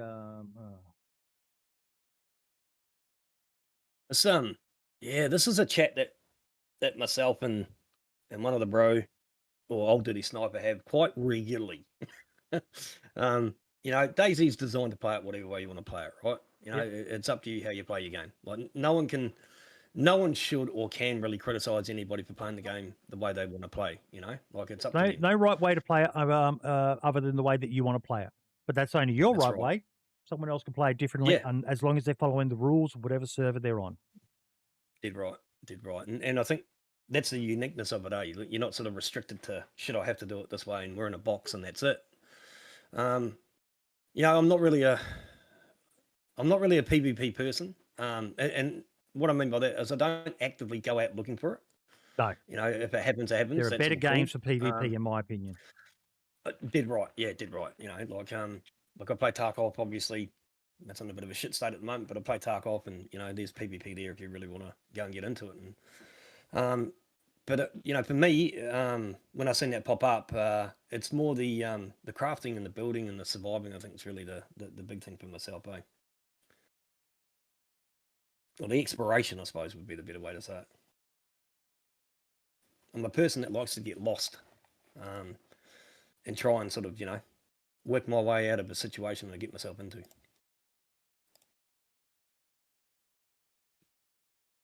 Sorry, I just saw what Michael typed in chat there. Horse is a good idea. You can ride it to Tizzy, then eat it when you run out of food. And it reminded me of this. All animals want to live. Where do you draw the line? About here. But I saw another version of it, which was Apocalypse, and the line was moved to horses and rabbits. I ain't eating dogs or cats. No, never. I'm just not doing Never. that. That's my line. Nah, Is right there. I'm the same. I'm pretty sure Yep. I've probably eaten horse meat. You definitely have if you live in the UK. I know they had that scandal a while back where they rabbit. I've had rabbit before. It's not bad. It's not great. You can't live on it though. I've heard of a famous story of a bloke basically starving to death per se from just lack of nutrients. He had plenty of rabbit, but that was all he had, and he ended up dying. Yeah. But look, I'm the same. I know obviously other countries in the world, that's part of the staple. I get it, all good, but nah, not for me. Like even horse, I suppose, as well. Like that's obviously again different parts of the world. Obviously, survive on it and thrive on I it. would have to not I'm know not the going out horse. looking for it. If it's a pet horse, Yeah, they ain't eating it. I'd have to not know it is a horse, I think, as well. Like, Yeah. if it was a stew, mate, then I'd be all right. It wouldn't bother me. But yeah. I mean, I've done croc. I'm a mad fan of kangaroo. Not a Ostrich fan? as well. They're pretty similar. No, I am. Yeah, I am a fan of Oh, kangaroo. I can't stand it. Oh no, can't- it's no? just I probably Strong? told this story. If you're playing DayZ Bingo, here we go. When I was in the army, I did a survival course, and the final phase of it was 7 days surviving in the North Queensland wilderness. And we had a lucky encounter. One of the guys managed to kill a kangaroo. Hand-to-hand combat. He had a machete, but he managed to take down the kangaroo. And we ate kangaroo for about 4 days, and I just can't eat it anymore. I had it fried, I had it boiled, roasted, and I even went to a 5-star restaurant and ordered the kangaroo, and it was just too gamey. I can't eat it anymore. It's disgusting to me. Ugh. Yeah, it's a taste, like it is. And, like venison as well. Venison's a lot, I mean, meat-wise, very similar. Taste-wise, totally different, I think, personally. It is definitely gamey. Good meat, though. Like, really good for you. Very healthy, yeah. Very healthy. Yeah. You just got to get past, I suppose, that, what am I eating sort of situation as well. So, Josie Garfunkel in chat there just touched on back on the PvP topic. Yeah. There are better games for PvP, but there is no game for me like DayZ with the PvP. And it's why I don't like playing PvE servers per se. I don't mind them. I'm not against them. But there is nothing like that threat of that fear of, I was, like I said, I was just on Bitterroot last night, and I'm up at that airfield in the northeast, and I was so scared, because you don't know if someone's around you. There's certain tells, whether there's infected spawning and if you're far enough away. But have you been up to that location yet? Yeah, look, I was up. Look, I gotta say, shout out to Maddie, man. Like, hands down, fucking the map is Yeah, I think it's a map that's going to generate a lot of fun times for a lot of people. I was up there last play test. I've only played once this play test. I'm planning, probably be playing today. I don't know. Depends on, like, I've got a run coming up this afternoon anyway. But, you know, it keeping you on your toes is the key, eh? Like, it's that suspense shit, eh? Like, you know, there's no other game that does it like that, personally. The fucking, like, everybody can remember, and I'm pretty sure this will be true, everybody can remember the first time they either killed someone or got killed or had that adrenaline rush for the first time, and it doesn't change. Doesn't matter how many friggin' hours you have in the game, doesn't matter, you know, how long you've been playing, you're still going to have that initial chemical release of the excitement of what's going on, especially when you don't control that situation as well. So, it's just, there's nothing else that taps into the system like that, eh? Exactly. And that area up north is nuts, mate. It can be absolutely friggin' mental up there. I was watching a fella yesterday, and you know, there were guys driving in cars all over the airfield and shit like that. It's like, just unpredictable is probably the best way to put it. Like Michael said, DayZ gives you the final circle in PUBG tension, but it's the whole time you're playing, not just the final 2 minutes. Yeah. Yeah. I know there are some people who it doesn't. You know, they've gotten so good at PvP that I genuinely think they mustn't get much thrill from it. Whereas for me, yeah, I've said it many a time, and I'll say it again, I don't ever want to become a PvP pro. I'd like to be a bit better, but I don't want to lose that fear that you get when you hear a shot ring out, or what was that? You see a player. Like on Bitterroot at the moment, he's got this thing where there's rocks, large, tall, skinny rocks in the trees. Like just to this, and every fucking time I go past one, like, is that a player? Is that a player? I'm constantly on edge. And as much as it's probably not good for my heart, but that's one of the things I love about DayZ. You know, the infected that just randomly sprint. Best thing ever. What? Why is this? Is it sprinting because it's programmed to? Yeah, it's one of those runner ones. Oh, God. Okay, I can calm down. Oh, there's another one over there. What was that? I love being on edge when I play DayZ. And it's why I don't like playing PvE servers, as much fun as they can be. And you know, I've been meaning to get on and try that beer garden because Brendan Sinbad, our mate, swears by it. He does. I've got to get on there and play with him and Moonshine. Shout out to my boy Moonshine, who's having some health issues at the moment. I hope he's doing all right too. Actually, like Mooney's, he's a good bloke, one of the Moonshine. legends. He is, mate. He is, you know, and humble as fuck as well. Like, you know, let's be Very real. You down know, to for the shit that's going on, mate. You know, he has every right not to be. But you know, one of the most genuine guys you'll ever fucking talk to, and you know, and get the pleasure of running with as well. So, yeah, I really hope he does get well soon. You know, and that's the beauty of DayZ, mate. You meet people you'd never meet in real life anyway. So, you know, exactly. It's a bridge builder, eh? Bridges that gap. Yep, I agree, Michael. Like you just said there, mate. I love that moment when you've been walking in the woods for 15 minutes talking to your buddy, not a sound but the wind, and suddenly the silence is shattered by the sound of a close shot. Yeah, it's you've always got to stay on your toes playing DayZ, because the second you drop your guard is when you get the absolute living bejesus scared out of you. I think the other thing is too, like, I've had a situation where I've logged in, taken 5 steps, and stood on a fucking bear trap. Yeah. So, you know, there's the holy shit, okay, now I've got to be on my toes about this, and you know, like it brings out the creativity in people and how you can actually hurt someone without, you know, being too fucking stupid about it, I suppose you could say. But it's the only game that keeps me on my toes, and it's the only game that I physically get that fucking thrill sometimes out of when something happens, you know. It's human versus human, not sort of human versus AI sort of shit sometimes, eh? Now, tell us about Savage Lands. Savage Lands, yeah, sweet. Look, I'm wary about putting my name to a server, like I really am, and that's not a bad thing. It's more, I just don't want to be that person who's got the servers, like, you know, we've seen others do it, and I get it. It was more a bit of a pet project with myself and DayZ Philosophy. We set it up, trying to fill the void, I suppose, of what we were looking for. There's a lot in DayZ that you can do, obviously, but there's also a lot that people don't know you can do. And trying to keep it as vanilla as possible, you know, has a little bit of a mod to it, but it's more around the recipes and stuff that you can create. So, we look at it from the point of view of if I was surviving in the real world and this shit was going on, I can make a fucking bandage. I could fix shit up with a sewing kit I can make or find, or it's not necessarily looting. It's more characters being able to create and do. We've had it on a couple of different maps. We've obviously had Tuno to start with. Tried to go to Deer Isle, too big for what we're looking for. We're currently on Chimsey at the moment, or Chimsey, however we want to say it. I haven't played that one yet. I've been meaning to.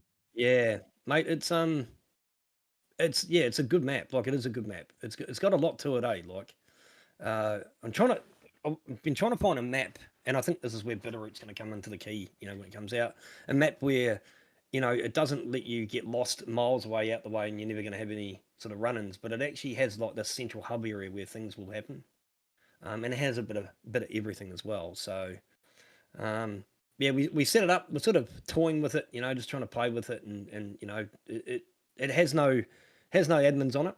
And when I say it has no admins, me, myself, and DayZ are the same sort of thought, where we don't want people adminning the fucking the stuff and being power hungry and all that sort of shit. And obviously everybody's had their bad experiences with with shit admins as well, and we wanted it to be run by the players, so the players can make the decisions.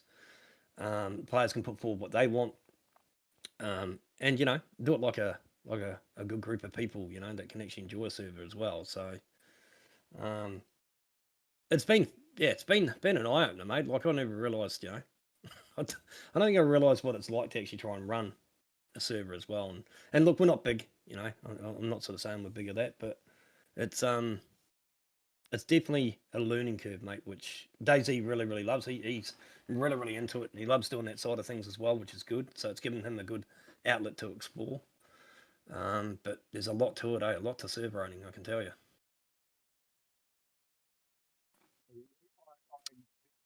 Excited like you, mate, for the full release of Bitterroot.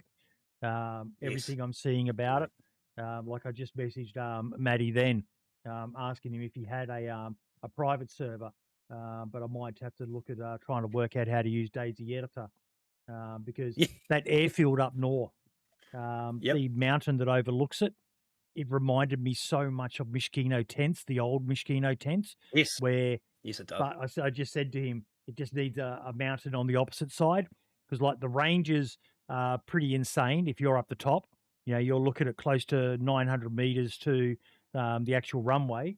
But if you had a mountain, a decent feature on the other side, not only do you have to worry about the snipers up on the hill shooting down at you when you're looting up in the airfield there, but the snipers up on the hill have got to be worried about counter snipers on the opposite hill, because that was one of the most unique locations in old Chernarus, when you had those two mountains overlooking the old Mishkino tents. And I used to avoid that place like the plague, because I was never a good sniper. And if you went into those tents down there, it was basically a death sentence, because there was generally always guaranteed to be a sniper up on the hill. And I get the feeling that that airfield is going to be a bit like that. It's just, it brought back really good vibes for me of old Chernarus. Yeah, the way he spaced it out and how he's done it, hands down, man. Like, that's going to be a place that's going to pop off all the time. Like, you're definitely going to have your sneaky little camper. He's going to be hiding somewhere. If you've got a ghillie suit on that map, mate, you're probably fucking set. Well, that's the other thing I said to him as well. Like, I remember when they did the rework of the trees, and you used to be able to get a barrel and place it into a tree, not chop the tree down and wait for the tree to respawn, but just place it into the branches, and it was nigh invisible. Now, the way the trees are done, it's almost impossible to do that. But he's placed his trees, like sometimes there's two trees are too close together, and you can't run between them. But I don't mind it, because like I was running the other day, and I had I think it was Roger Rooster. Thanks, a shout out to him once again. But he was sitting in Discord chatting with me, and I was streaming it. I do sometimes stream my gameplay in Discord. That's a nice, people can come and chat with me and watch me be a potato. But I was running in the southwest corner, up where the mountain that has the royal throne on it. If you know what I'm talking about, you know what I'm talking about. Yep. Yeah, And right. Yep. I was running through the trees there, and they were so close together, and I literally stumbled on two barrels that Wow. I Yeah. would never have seen. The only thing that I've seen close to that so far, and I haven't played every map, which is an oversight. I need to do it, but some of the areas on the Molsk, particularly near where that bridge is that goes to the two islands, are quite close with the trees there. But even then, they're still not quite the same. I love what Maddie's done in that. I said to him in the message that the old stash is going to be viable again, because it's been Yeah. so hard to do in DayZ now for quite some time because of the way they changed the trees. You used to be able to stash things in trees, and they could be nigh impossible to see unless you stumbled across it. But he's got so much densely forested area that I know Summer's probably going to hate it, but me, I love it. I love the idea of literally, stumbling on someone sitting there cooking meat, or a player just checking his inventory, or even just the thought of knowing that I could be 5 meters away from someone and they literally can't see me. And he has these lines of trees in the area of the forest that, as you're running through, you don't know what's on the other side of those trees. You can't see through them, so it's a risk. Do No. I just keep on running out, or do I stop? And it's such a well-made map so far. Everything I'm seeing, and the custom assets Yeah. he's got, for the most part, amazing. Yeah, and I think that, like I said, he was streaming yesterday with Jay Plays. Jay and him had a run yesterday, and I said to Matty, like, obviously there's people out there trying to copy the map and redoing their bullshit like they do, and same thing I said to him, mate, was, look, take it as flattery, brother. Obviously you're doing something right, so that's why people are doing this, and Jay was the one who actually said to me. Apparently he asked Matt, why have you actually put the rocks in the trees, and it was actually was an accident, but it's become so Iconic. part of the map. Yeah, like it is. And for those that haven't played Bitterroot, get fucking on there and have a crack and have a try of it. Like, Yeah. you're missing out, to be honest with you. There's and I'll say this selfishly, there's very little maps that interest me sometimes, or pique the interest, or make me go, yeah, I'll go and play that. This is one of them that I'm waiting for every time it comes around. Like, people aren't on there for the hell of it. People are on there because they want to be on there, and Matty's a humble fella. He's doing work that is his passion and his love, and it shows, I think, as well. And it's offering a different sort of scenario, and you're right with the trees, because I've had a gunfight with a group of two people, and one guy was less than a foot away from us, well, probably a meter away from us, without even freaking knowing. And the only reason we see him is because he put his gun up and the barrel poked. It's kind of cool, because you can't just be the idiot that just goes fucking running. You actually got to take your time, mate, and think about what you're doing as well, I think, also. So I really can't wait to see the big city that he's going to bring in the next playtest, and see where that goes. There's nothing that looks odd on that map. You know how you can go on some maps and you think, it doesn't really sort of fit or suit. Nothing so far looks odd or wrong. It looks like it should be there, and it is actually what is part of the map as well. And that's where I think it's different to a lot of others as well. I know there's I don't know how much you know about this one either, but the Hashima Island one. I am very excited for that. Yes. Yep. Same. Yeah, I've been watching it sort of progressing through slowly and stuff, and thinking, I can't wait to see how this goes, because it does. It looks like they're taking their time to do it right as well. I love it. It's the same as what Maddie's doing. You find items, and there's a few like the tack bacon, the tin of peaches, sardines, and stuff like that. But he's got all those custom food items, custom clothing items that are more along the line of the actual map. It's originality, the location. And it's original. It's expensive. It's not cheap, unless you've got the skills to do all that stuff yourself. But if you want your map to take off, do it. And I think he's got quite a good monetization model as well. People can support him, and he's doing regular play tests and updates and letting people know. So mate, he's believer in what he's doing. Approachable. Like, he's approachable as well, and that's the key as well. Like, he's open. You know, whereas you get some people who might be a little bit more, no, this is why I'm doing it. This is what I want. This is how it's going. You know, he's adaptable to things and trying stuff out. And, you know, classic example is the rocks and the trees. It was a fucking era, but now it's become a hallmark. And to be honest with you, if you remove it realistically, it would sort of suck in a way as well, because you're always constantly going, fuck, is that a person? Like, I just don't know, you know? And it's the one map I think that's keeping you on your toes all the time, eh? Like, you can't fucking relax on that map at all. Yeah. Mate, we are pretty much done. The last thing I want you to talk about is your name. Yeah, Sin. what, my full name, my proper name, my Sin? Yeah, sweet. Why is it Sweet Sin? ads. I know why, but explain. Yeah, you know why. You know why. So, and look, this is not a poor me situation, so I'm not looking for fucking poor me and all that bullshit. I'm not that person. If I wake up in the morning, mate, I'm fucking happy. You know, realistically. Yeah, I had a little bit of an incident. I was playing football. I copped an elbow to the jaw. Had a tooth break off into the jaw and cut it, which led to an infection within half a day called necrotizing fasciitis. Put me into a coma. Was in a coma for 3 weeks. Had 16 surgeries on my neck and throat and shit like that. So I've had a full restructure of the neck, the jaw, and the throat, which led me to have a lot of time off, obviously. And this is where I picked up console, picked it back up, because it was sort of 2016, around that time when things were coming out. And, you know, mental health was a big issue. I'd never, like you, Bordy, I'm from a fucking era, mate, that gets told you don't talk about shit. You know, you're brought up that way, which is wrong, to be fair. And, you know, I've always been a person that wants to strive to make a clear head for people, you know, make people feel like they can be clear-headed and feel like they can talk as well. And, yeah, so Sin itself, I have a brand that I started out called Sinner. And it was originally Show You're Not Afraid, or Show You're Not Average. Because, you know, it was more highlighting the fact that I want people to realize that it doesn't matter who you are who you are, and don't be afraid of it, you know, be yourself realistically. And it's developed and dropped down to Steady Your Nerve, and that's more on the mental health side of things, where, you know, as a person who probably was really ignorant and fucking stupid about things, I didn't believe in mental health until it actually happened.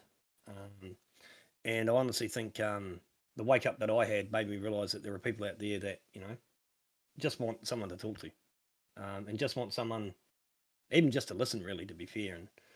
And the brand itself, it's kind of funny, mate. I had Sinister, and one of my mates from back home, he as a joke said Synamann, as in the fucking spice, you know. And then, you know, it just sort of took from that. No, fuck it, let's try that. We'll see what happens, you know. And it's just sort of been developed from that since then. And I just sort of whittled things down and been working on it here and there. And so I created a brand. I haven't really seen a lot of this, and I don't know if it is out there. It probably will be, but I wanted to build a brand that was around mental health and about how good you feel when you put the right thing on, you know, and how you feel a part of things as well. So to me, I was brought up on, you know, if you look the part, you can feel the part, you can play the part. And that's a mentality thing as well. So, you know, I try to do giveaways. I try to do gear that, I mean, I wouldn't put out gear that I wouldn't wear as well. So, you know, I'm putting out gear that I wear myself every fucking day. I've got a hoodie on, I've got a t-shirt on, general everyday wear, but I want it to stand for something. And I want it to unite people, not divide them. So, yeah, I had fucking dark days, mate. Like, I went through a lot of shit. You know, and like everybody, I'm just the same as everybody else. So it just was something I reached to and realised that there's not a lot out there for, and I'm going to be a sexist bastard here, and I don't mean it in a bad way, but there's not a lot of support out there for men in regards to the mental health side. And that's more our fault than anything else, to be fair. You know, we don't talk. So if I can start the conversation by you wearing a t-shirt or by you wearing a hat or a hoodie, and it's linked, you know, into the fact that you're watching us on stream, then to me that's doing the world some good. I'm of the belief I want to put out more than I take, you know, and, you know, ideally, mate, like I want to leave something for my fucking daughters as well. So, you know, realistically, you know, 10 years time if I'm here, or 20 years time if I'm not here, you know, they can always look back on the VODs, or they can always look back on YouTube, or they can always look at the gear, or, you know, there's always that that legacy left behind as well. And I think I just want people to be able to feel comfortable, be able to go, fuck it, I need a hand. I need a help, and help me. Don't be scared of it. Black dog's a bitch. It really fucking is. It's a mainstream thing for people. Women are a hell of a lot better at talking about their feelings than men are, and I created this thing so we can have a conversation about it more than anything else. I like it, mate. I do. I just think, and you yourself, Bordy, obviously, life gets to you. Life happens, we're put in situations that, we choose to be in, and sometimes we don't choose to be in, and there sometimes isn't an outlet, or we feel like there isn't. And if someone wearing my fucking t-shirt helps someone talk, I've done my fucking job. Yep.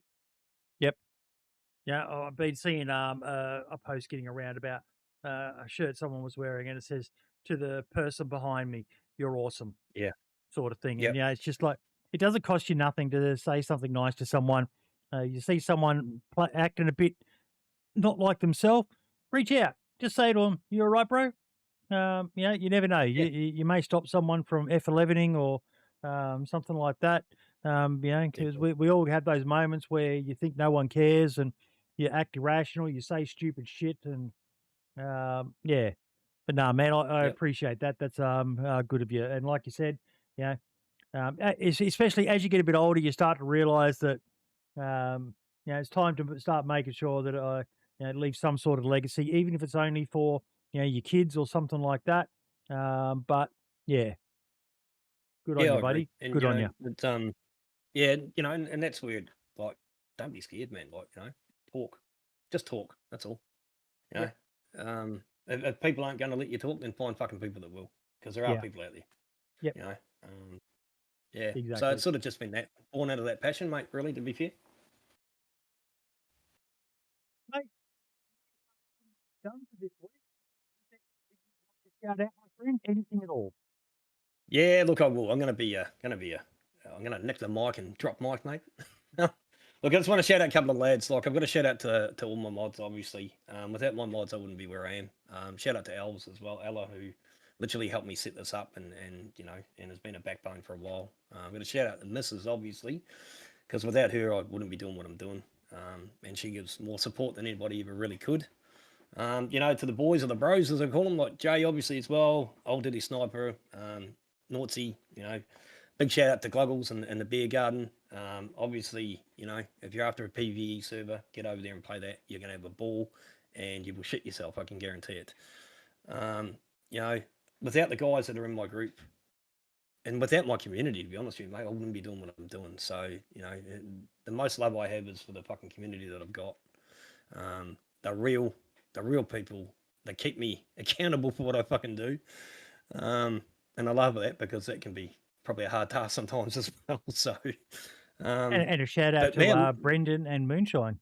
Yes, Brendan and Moonshine, and Brendo's one of my mods as well. Again, that's a diversity of DayZ, mate. You meet people that you would never meet normally as well. So, he's a big part of the community. I've got to do it. I'm sorry. Do it. No, do it. We've got to do it. Do it, mate. We've got to talk about Brendan. Yeah, do it. Put the clip. If you're going to put that clip up, then yes, do it, because that's probably one of the funniest clips I've fucking seen ever. And for those that don't know Brendo, this is him to a T. Like, this is just classic fucking Brendan, really, to be fair. He's a bastard, mate, but he's a lovable bastard. This is literally one of my all-time favourite DayZ moments. Fucking brilliant. And in my opinion, one of the funniest clips of DayZ you will ever witness in your life. Brace yourselves, folks. I know what's coming. Fuck, I hear a bear. Where? I don't know, but I'm in a lot of trouble if there is one. I'm not going to shoot him. He's coming for me, I think. Yep. Oh no, that's you. You fucking bastard. Fuck you.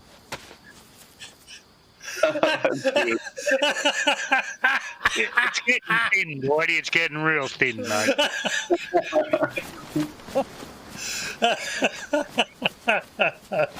Now I don't even know where all the meat is I cut up. You do a runner. Oh, fuck. Brilliant, mate. I love the guy. Yeah, hands down. Like, he's a big part of my community, mate. He gives me fucking constant grief. He's always clipping shit that I'm doing. He does, wrong. and that's like, it. Yeah, he said in there. He goes, "It's getting thin, Boydie. It's getting thin." But he gives it just as good as he as you get. Fuck, does he what, mate? He yeah. Look, and a shout out to you, brother, because like I bumped into yourself, obviously, and the reach outs as well, and what you do for the fucking community, like. Hands down, mate, you're doing it from the bottom of your fucking heart. So, for people that think it's ego and all this other shit, pull your head out your ass. It's not. It's because we love the game, And, yeah, I won't say that I don't do it because I want people to say nice things about me. Everyone wants to be liked. Everyone wants to, everyone should want people to look at them and go, yeah, he's a good bloke. Unfortunately, I put my foot in my fucking mouth a lot, and a lot of people can't stand me, but that's by the by. But I do this for that reason, mate, and it's great that people are starting to see that. And despite the fact that I may have some contentious views on some shit here and there, for the most part, I love DayZ. I love helping people. From things like Moonshine's laptop to just doing this show each and every week to help shine the spotlight on people like yourself and modders like Hunter. And it's a passion project, mate. I love it. Mate, and it's a selfless act, like look, with a baby face like that, how could you not? But it's more it's more we're putting back, we're putting back. So I just think you're honest, mate. I think sometimes you're brutally honest, and the truth has a power that very fucking few people can handle, unfortunately, as well. So it's a burden we bear, and we'll bear it till we fucking go. So don't change. That's probably the biggest thing I say is don't change, just be you. Yeah. Like we said before, mate, be yourself, and you don't have to hide anything. Warts and all. That's right. Yeah. Yep. Pretty much, mate. And look, I appreciate the opportunity. Like I know, I talked a couple of times, and I went, maybe. But thanks very much for fucking having us on. I love this community. I love the people that pop in and say hello, and I don't expect people to sub. I'm not on about the subs. I just enjoy the people popping in and saying hi. So.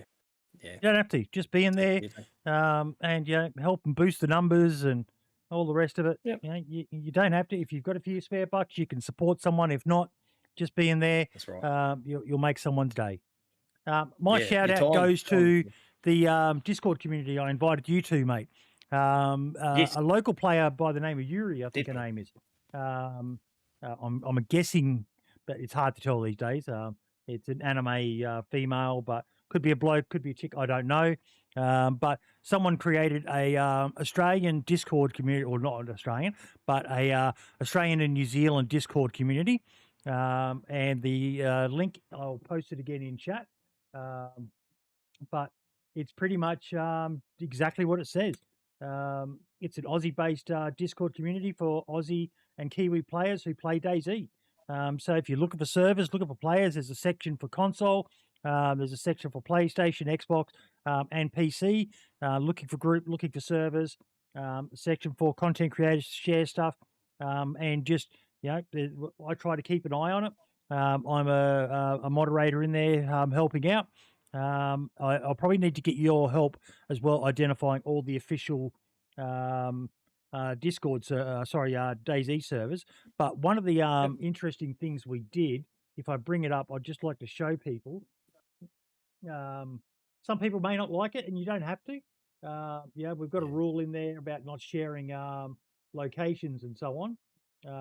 But let me just share the application.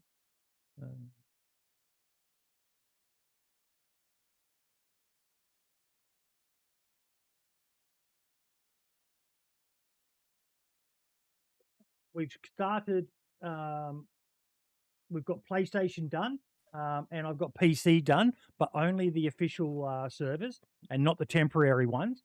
But channels where people can chat about the official servers, because pretty much every community Discord, server has its own Discord, but there's not a lot out there for people who are playing on the officials, and there are a lot of people who like to play official. But so we've got a voice channel and an actual chat channel for every official permanent server located in Australia for the Kiwis and the Aussies who play on them. We just need to get the list of Xbox Ones. Big thank you to Ski Goggles from the official DayZ Discord, who helped me with the PlayStation 1. But apparently we're having a bit of trouble getting the Xbox One. So I don't know if you can help us with that. Sinner, but do what I can, mate. Yeah, definitely. Do what I can, mate. Like, it's good to see. It's nice to see, like, obviously, I'm not going to say we're disadvantaged because we're not, but we tend to play a lot more American servers, UK if you can, obviously, as well. But it would be nice to see that Aussie, Kiwi, bloody pride come back and have the servers that are out there get get populated and get people on them as well. And mate, it was a great idea when I joined. I'm like, holy shit, this is good. Like, I like the thought behind it. I really like the thought behind it. And again, it's done purely just to help people out, and I support that. Yeah, I agree, 100%. It's good. So get over there, mate. Thank you so much. Been wanting to get you on for a while, and you've been a long time supporter of the show, the community, and myself, and I appreciate that, mate. No, look, thanks to you as well, man. Like, facility in chat there. I love your face, Synamann. Mate, he's another legend as well. And he is. Classic another brutally honest guy. I like him. Yeah. And look, we stand by our words, and it's not. I heard he's a pussy though. I reckon I could take him. What do you reckon? Well, it depends on that colour of the belt, brother. Really, to be fair, if it's black, then I'm not even going to control it. Belts are for pussies. Real men do. Yeah. He would knock me flat in my fucking ass. I wouldn't want to be untangling my body the next day, put it that way. But thank you all so much, everyone. Been another great show. A little bit over the time frame that we're aiming for these days, but I don't think it was too bad over. Next week's guest, ladies and gentlemen, is Big Grandpa. He's back, and we've had him on before, but wanted to get him back on again, talk about the journey he's been on and how his community is going. For those who don't know, Big Grandpa is probably one of the best resources for people looking to learn how to develop maps for DayZ. Cool. We're getting him back on again. And I look forward to seeing all your faces, same time, same channel as always next week for episode 163 of the DayZ Podcast. Synamann, thank you so much, brother. Cheers, my brother. Cheers, people. Take care. Be safe. We'll see you out there. We'll catch you all later, everyone. Bye-bye.